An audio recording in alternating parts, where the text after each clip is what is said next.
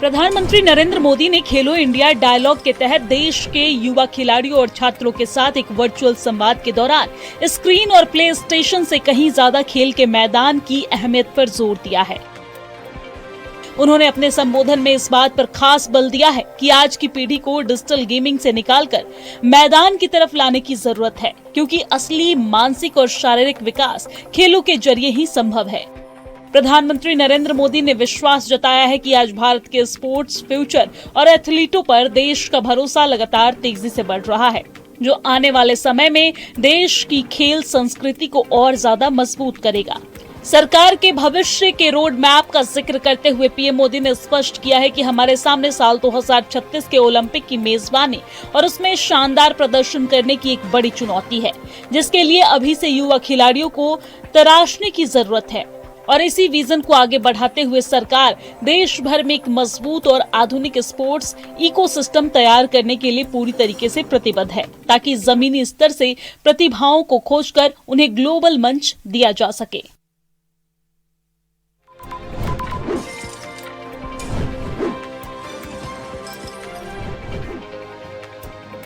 दिल्ली के सरिता विहार इलाके में खुले और लापरवाही के शिकार नाला स्थानीय लोगों के लिए लगातार जानलेवा साबित होते जा रहा है, जहां महज 20 दिनों के भीतर नाले में गिरने की ये तीसरी दिल दहला देने वाली घटना सामने आई है। गनीमत ये रही कि मंगलवार को मथुरा रोड स्थित आली ड्रेन में गिरे एक युवक की जान मौके पर मौजूद सतर्क राहगीरों की सूझबूझ और तत्परता के चलते बाल बाल बच गई है। दक्षिण पूर्वी दिल्ली के डीसीपी विनीत कुमार ने इस घटना की पुष्टि करते हुए बताया है कि युवक के नाले में गिरते ही वहां मौजूद स्थानीय लोगों ने बिना एक पल गवाए उसे तुरंत सुरक्षित बाहर निकाल लिया।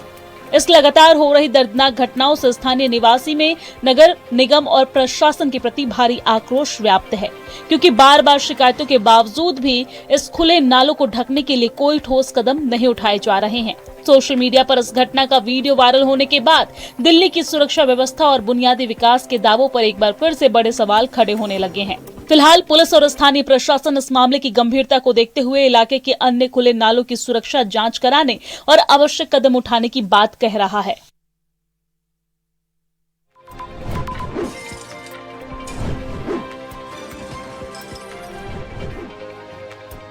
दिल्ली के तिलक नगर इलाके में 21 साल की मुस्कान की उसके ही घर में चाकू से गोदकर बेरहमी से हत्या किए जाने की सनसनीखेज वारदात सामने आई है। पुलिस शुरुआती जांच में इसे एक तरफा प्यार का मामला मान रही है, जिसमें मृतका के जिम ट्रेनर इमरान पर घर में घुसकर इस खौफनाक वारदात को अंजाम देने का आरोप है। घटना के वक्त मुस्कान घर पर बिल्कुल अकेली थी, जिसका फायदा उठाकर आरोपी ने उस वक्त ताबड़तोड़ कई वार किए और मौके से फरार हो गया। जघन्य हत्याकांड के सामने आने के बाद से पूरे इलाके में हड़कंप मच गया है। लोगों में भारी रोष है। पुलिस और क्राइम ब्रांच की टीमें आसपास लगे सीसीटीवी फुटेज खंगालने के साथ ही फरार आरोपी की सरगर्मी से तलाश में जुटी है। संवेदनशील मामला होने के चलते एहतियात के तौर पर इलाके में अतिरिक्त पुलिस बल तैनात कर दिया गया है, ताकि कानून व्यवस्था बनी रहे।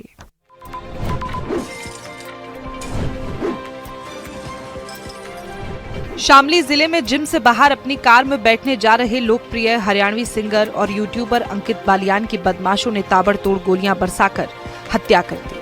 हमलावरों ने बेहद दुस्साहस दिखाते हुए उन पर करीब 14 से 18 राउंड फायरिंग की है, जिससे गंभीर रूप से घायल हुए अंकित ने मौके पर ही दम तोड़ दिया। इस जघन्य वारदात के बाद से स्थानीय लोग और परिजनों में भारी आक्रोश फैल गया है। न्याय की मांग को लेकर लोगों में गुस्सा है। लोगों ने शव को सड़क पर रखकर लंबा प्रदर्शन किया। परिवार के तीखे विरोध और हंगामे की सूचना मिलते ही मौके पर पहुंचे वरिष्ठ पुलिस अधिकारियों ने परिजनों को जल्द से जल्द आरोपियों की गिरफ्तारी का ठोस आश्वासन दिया। पुलिस प्रशासन के समझाने बुझाने के बाद बमुश्किल जाम खुलवाया गया, जिसके बाद शव को कब्जे में लेकर पोस्टमार्टम के लिए भेज दिया गया है। इस हाई प्रोफाइल हत्याकांड की गुत्थी सुलझाने के लिए पुलिस और एसटीएफ की कई टीमें आसपास खंगाले जा रहे सीसीटीवी फुटेज और सर्विलांस के जरिए फरार हमलावरों की तलाश में जुटी है।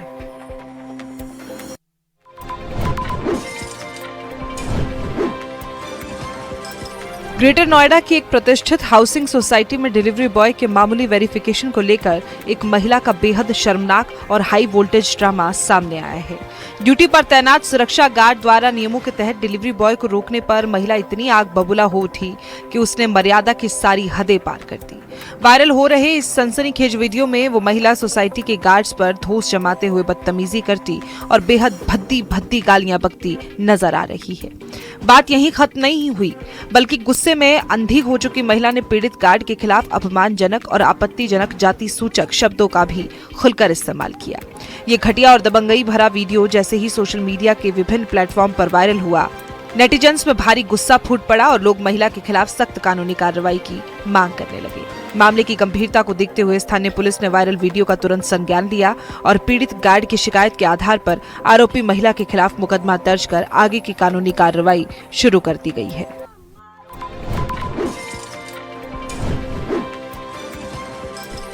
यमुना एक्सप्रेसवे पर तेज रफ्तार का कहर एक बार फिर देखने को मिला है, जब चूहड़पुर गांव के पास तेज रफ्तार दो कारें आपस में आमने सामने से टकरा गई।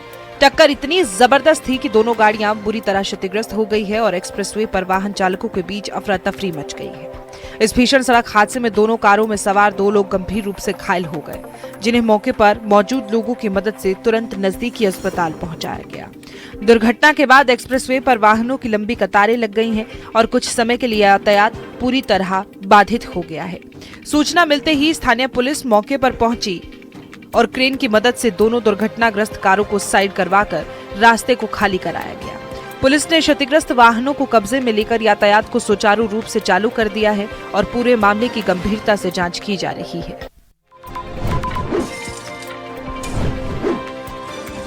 नेपाल में बुधवार की सुबह अपने साथ एक जबरदस्त बाढ़ लेकर आई।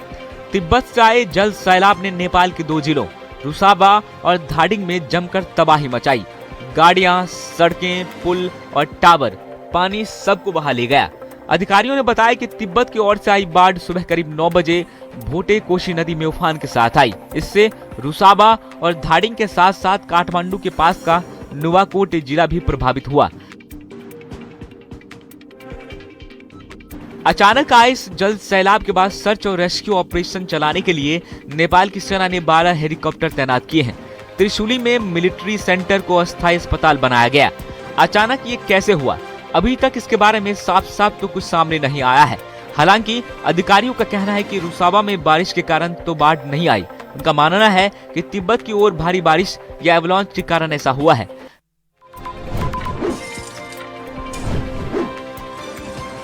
बीजेपी सांसद बांसुरी स्वराज ने राहुल गांधी पर झूठा नैरेटिव सेट करने का आरोप लगाते हुए पुणे में छात्रों की गूंज कार्यक्रम को लेकर पितृसत्ता को खत्म करो के मुद्दे पर निशाना साधा। उन्होंने कहा कि इससे पूरी तरह सहमत हूं, लेकिन राहुल गांधी से पूछना चाहती हूं कि इस मुद्दे का ये नारा पुणे के स्टेज तक सीमित रखते हैं। इसके अलावा कंगना रनौत समेत तमाम मुद्दे बांसुरी ने अपनी प्रेस कॉन्फ्रेंस में गिनाते हुए लोकसभा के नेता प्रतिपक्ष पर निशाना साधा। बांसुरी ने अपने बयान में कहा कि स्मैश द पैट्रियार्की, मैं इसके लिए पूरी तरह सहमत हूं।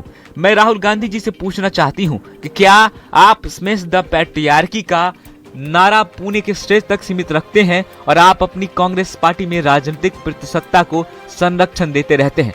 उन्होंने कहा कि राहुल गांधी के पास ना कोई विजन है, ना कोई सकारात्मक एजेंडा, इसलिए अब उनकी रिसर्च टीम जो भी पर्ची लिख कर दे देती है उसे वो देश के वोटर्स और युवाओं को भ्रमित करने का प्रयास करते हैं।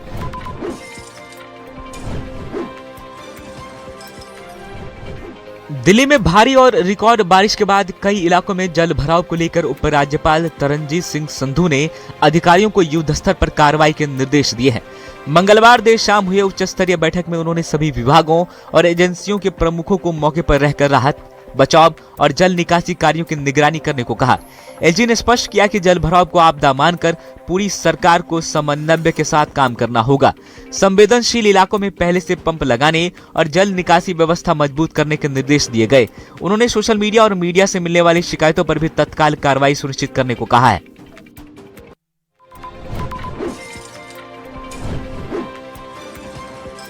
दिल्ली पुलिस की साइबर नॉर्थ टीम ने पेटीएम और यूपीआई पेमेंट के फर्जी स्क्रीनशॉट दिखाकर दुकानदारों से ठगी करने वाले मल्टी स्टेट साइबर गिरोह का भंडाफोड़ कर दिया और इसमें मुख्य आरोपी निखिल यादव को गिरफ्तार किया है। पुलिस के मुताबिक आरोपी ग्राहक बनकर दुकानों पर पहुंचता था और सामान खरीदने के बाद डिजिटल रूप से बदला हुआ पेमेंट स्क्रीनशॉट दिखाकर भुगतान होने का भरोसा दिलाता था। जब दुकानदार के खाते में रकम नहीं पहुंचती थी तो आरोपी पेमेंट की समस्या ठीक करने के बहाने उसका मोबाइल फोन हासिल करने की कोशिश करता था। मोबाइल मिलने के बाद वह बैंकिंग और यूपीआई ऐप के जरिए खाते से रकम निकाल लेता था। ठगी की रकम म्यूल बैंक खातों में भेजकर एटीएम और अन्य माध्यमों से निकाली जाती थी। पुलिस के अनुसार अब तक 30,81,700 रुपए से अधिक की ठगी और दिल्ली मुंबई के 8 मामलों का पता चला है।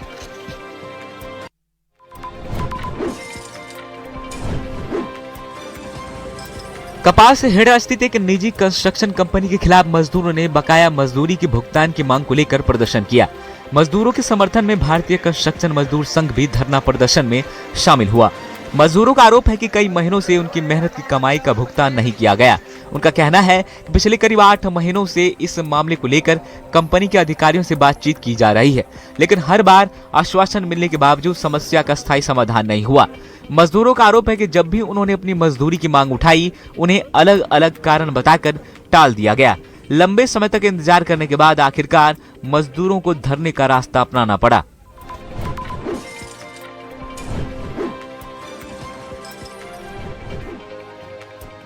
दिल्ली के तालकटोरा स्टेडियम में आयोजित भव्य और विशाल कार्यक्रम के दौरान मुख्यमंत्री रेखा गुप्ता ने लक्ष्मी योजना के तहत पात्र महिलाओं को अप्रूवल लेटर बांटे। महिलाओं के आर्थिक सशक्तिकरण की दिशा में मील का पत्थर साबित होने वाली इस महत्वाकांक्षी लक्ष्मी योजना के तहत अब तक दिल्ली में 9 लाख से अधिक महिलाओं द्वारा पंजीकरण कराया जा चुका है। स्टेडियम में आयोजित इस विशेष समारोह में मुख्यमंत्री ने अपने हाथों से लाभार्थियों को मंजूरी पत्र सौंपे, जिससे महिलाओं में जबरदस्त उत्साह देखने को मिला।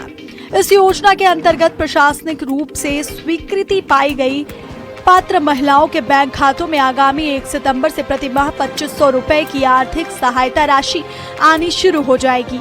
सरकार के इस बड़े कदम से आर्थिक रूप से कमजोर वर्ग की लाखों महिलाओं को संबल मिलेगा, जिसे लेकर प्रशासन द्वारा सभी तैयारियां पहले ही पूरी कर ली गई थी।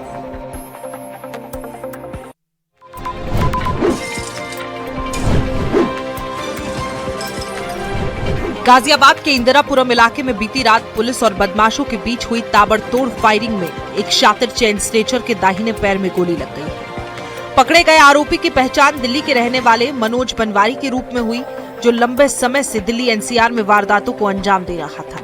पुलिस की जवाबी कार्रवाई से घबराए बदमाश ने भागने की कोशिश की, लेकिन मुस्तैद टीम ने घेराबंदी कर उसे धर दबोचा। मुठभेड़ के बाद मौके से पुलिस ने बिना नंबर प्लेट की एक अपाचे बाइक, एक अवैध देसी तमंचा, 2 खोखा और एक जिंदा कारतूस बरामद किया है। घायल बदमाश को पुलिस ने तुरंत इलाज के लिए नजदीकी अस्पताल में भर्ती कराया है, जहां उसकी हालत खतरे से बाहर बताई जा रही है। इस सफल एनकाउंटर के जरिए पुलिस ने एक शातिर अपराधी को दबोचकर इलाके में सक्रिय चेन स्नैचिंग के एक बड़े सिंडिकेट का पर्दाफाश किया है।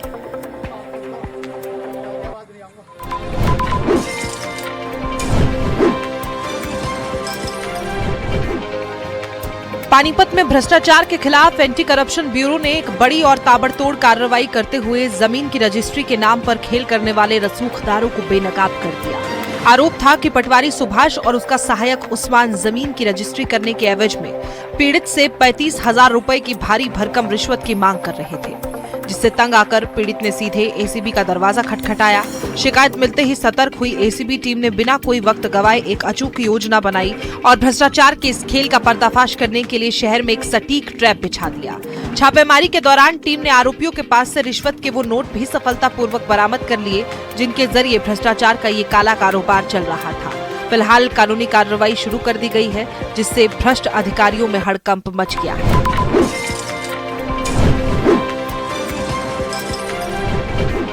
गुरुग्राम में तेज बारिश के बाद शहर के व्यस्त इलाकों इफ्को चौक के पास सर्विस रोड अचानक बीचों बीच धंस जाने से बड़ा प्रशासनिक और सड़क सुरक्षा संकट खड़ा हो गया है। गनीमत ये रही कि जिस वक्त ये सड़क धंसी, वहां से कोई भी वाहन या राहगीर नहीं गुजर रहा था, वरना एक बहुत बड़ा जानलेवा हादसा हो सकता था। शुरुआती तकनीक जांच में सामने आया है कि इस धंसी हुई सर्विस रोड के ठीक नीचे गुरुग्राम महानगर विकास प्राधिकरण यानी कि GMDA की मुख्य सीवर लाइन गुजर रही थी, जो बारिश के दबाव को झेल नहीं पाई। घटना की सूचना मिलते ही यातायात पुलिस ने तुरंत हरकत में आते हुए मौके पर मोर्चा संभाला और सुरक्षा के लिहाज से अस्थायी बैरिकेडिंग कर वाहनों का रूट डाइवर्ट किया। इस खतरनाक स्थिति की गंभीरता को देखते हुए फौरन GMDA के अधिकारियों को सूचित किया गया ताकि सड़क के इस हिस्से की समय रहते मरम्मत कराई जा सके।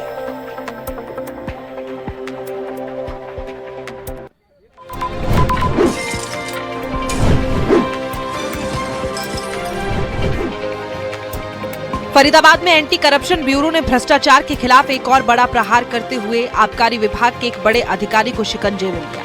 आरोप था कि ईटीओ सुरेंद्र पुनिया और उसका ड्राइवर राम बाबू स्क्रैप से भरी एक गाड़ी को अवैध रूप से छोड़ने की एवज में पहले 10 लाख रुपए भारी पेनल्टी का डर दिखा रहे थे और बाद में मामला 4 लाख रुपए में तय हुआ। पीड़ित की शिकायत पर मुस्तैद हुई एसीबी टीम ने भ्रष्टाचार का ये खेल बेनकाब करने के लिए तुरंत एक सटीक और फुल प्रूफ ट्रैप रचा, जिसके तहत रंगे हाथों दबोचने की योजना बनाई गई। योजना के मुताबिक जैसे ही ट्रैप के दौरान ईटीओ के ड्राइवर राम बाबू ने पीड़ित से 1 लाख रुपए की पहली रिश्वत की रकम अपने हाथों में ली, वैसे ही एसीबी की टीम ने उसे दबोच लिया। इस सनसनीखेज खुलासे के बाद एसीबी ने भ्रष्ट ईटीओ सुरेंद्र पुनिया और उसके ड्राइवर राम बाबू दोनों के खिलाफ FIR दर्ज कर ली है। फिलहाल एसीबी की टीम इस मामले में आगे की गहनता से जांच कर रही है।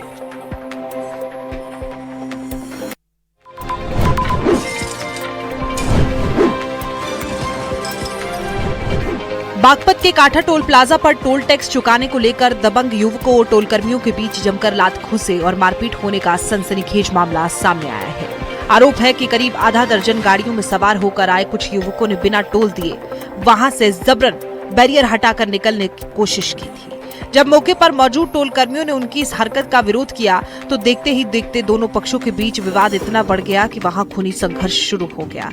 इस अचानक हुई झड़प में कई टोल कर्मी गंभीर रूप से घायल हुए हैं, जिन्हें इलाज के लिए अस्पताल भेजा गया है।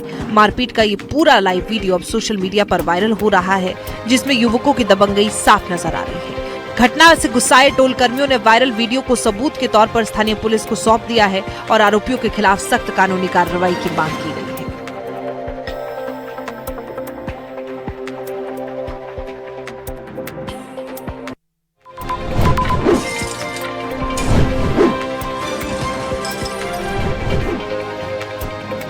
बुलंदशहर कचहरी परिसर में तारीख पर पहुंची एक लड़की के भाई के साथ लड़के पक्ष के लोगों द्वारा दिन दहाड़े सनसनीखेज मारपीट का मामला सामने आया। सुरक्षा व्यवस्था को धत्ता बताते हुए इस हाथापाई और मारपीट का लाइव वीडियो सोशल मीडिया पर तेजी से वायरल हो रहा है। इस घटना ने कचहरी जैसे संवेदनशील और सुरक्षित माने जाने वाले सरकारी परिसर की सुरक्षा व्यवस्था पर गंभीर सवालिया निशान खड़े कर दिए। वीडियो के तूल पकड़ने और सोशल मीडिया पर वायरल होने के बाद स्थानीय पुलिस प्रशासन ने तुरंत इस पूरे मामले का कड़ा संज्ञान लिया। पुलिस अधिकारियों के अनुसार वीडियो के आधार पर आरोपियों की पहचान की जा रही है और मामले की निष्पक्षता से गहन जांच शुरू कर दी गई है। पीड़ित पक्ष की शिकायत और वायरल फुटेज के आधार पर दोषियों के खिलाफ सख्त कानूनी कार्रवाई करने की बात पुलिस द्वारा कही जा रही है।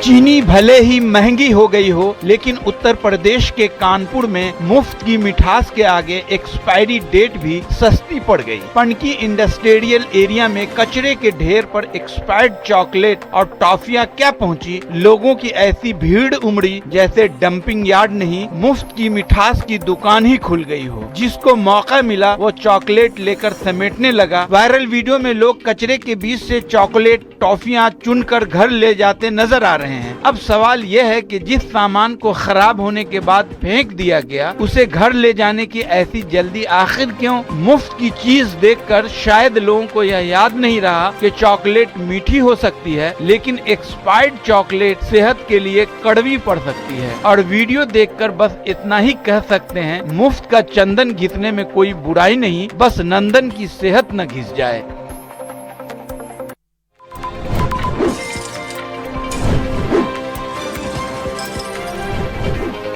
आसमान ने मुंह मोड़ा तो आस्था ने महादेव को पुकारा।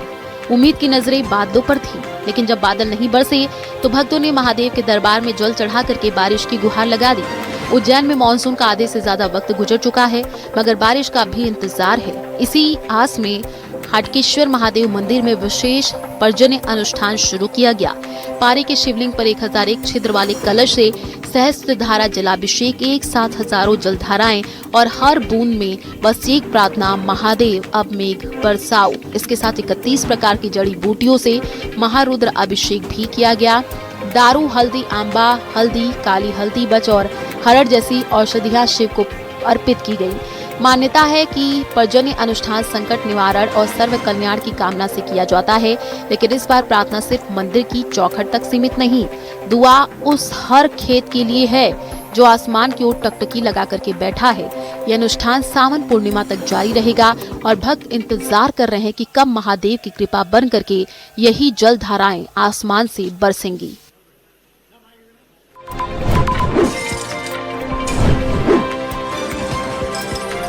जब बुलावा भगवान का हो तो पहाड़ की ऊंचाई भी छोटी पड़ जाती है। रास्ते मुश्किल हो, मौसम खराब हो, लेकिन आस्था के कदम नहीं रुकते। उत्तराखंड की चारधाम यात्रा में इस बार श्रद्धा का ऐसा सैलाब उमड़ा है कि पुराने सारे रिकॉर्ड पीछे छूट गए हैं। सिर्फ 4 महीने में 48,35,000 से ज्यादा श्रद्धालु चारधाम पहुंच चुके हैं, यानी पिछले पूरे साल के 48,32,000 का रिकॉर्ड टूट गया है। केदारनाथ में 17,68,000 से ज्यादा, बद्रीनाथ में 16,64,000, गंगोत्री में 7,57,000 और यमुनोत्री में 6,44,000 से ज्यादा श्रद्धालुओं ने दर्शन किए। हेमकुंड साहिब में भी 2,78,000 से ज्यादा श्रद्धालुओं ने अपनी अरदास लगाई, लेकिन पहाड़ों पर मौसम लगातार इम्तिहान ले रहा है। बारिश, भूस्खलन और दुर्गम रास्ते हर कदम पर चुनौती है, फिर भी हर दिन हजारों श्रद्धालु इन मुश्किलों को पार कर धामों की ओर बढ़ रहे हैं। किसी की आंखों में बाबा केदार के दर्शन को आस है, तो किसी के होठों पर बद्री विशाल का नाम है।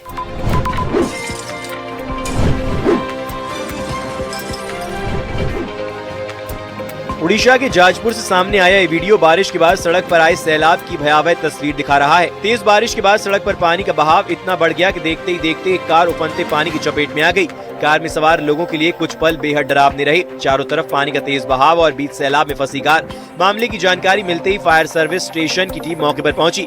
स्थानीय लोग भी मदद के लिए आगे आए, लेकिन चुनौती आसान नहीं थी। पानी का बहाव तेज था और कार को सुरक्षित तरीके से रोकना सबसे बड़ा काम था। फायर टीम और स्थानीय लोगों ने मिलकर मोर्चा संभाला। कड़ी मशक्कत के बाद कार को नियंत्रित किया गया। इसके बाद कार में फंसे सभी लोगों को एक एक कर सुरक्षित बाहर निकाल लिया गया। राहत की बात यह रही कि इस पूरे घटनाक्रम में सभी लोग सुरक्षित बचा लिए गए।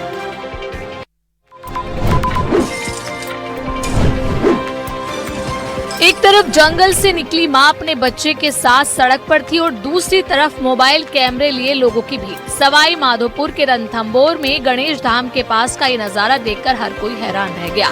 सड़क किनारे बैठी थी एक मादा भालू, साथ में उसका बच्चा। भालू को देखते ही लोग कैमरा निकालकर वीडियो और सेल्फी बनाने लगे, लेकिन फिर रील बनाने का जुनून हद पार गया। कुछ लोग भालू के बिल्कुल करीब जा पहुंचे।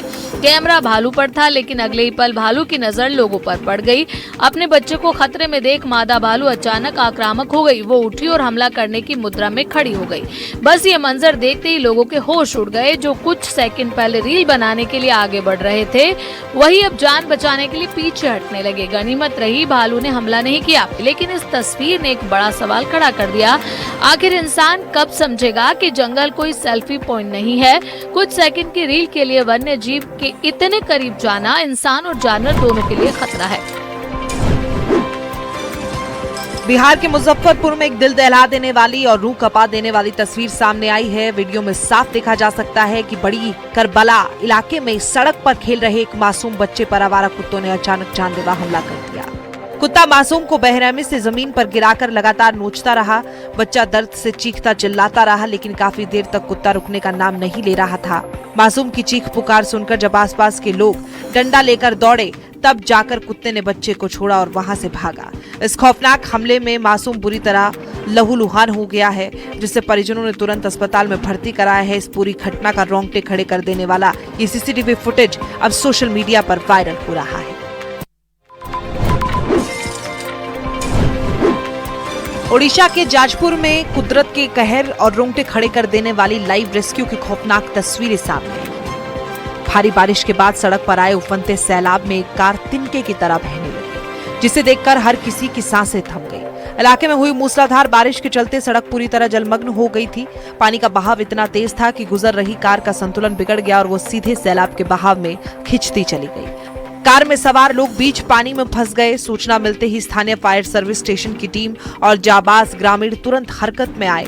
जवानों ने बिना अपनी जान की परवाह किए उफनती धारा में मोर्चा संभाला और कड़ी मशक्कत के बाद रस्सियों के सहारे बहती हुई कार को एक जगह रोका गया।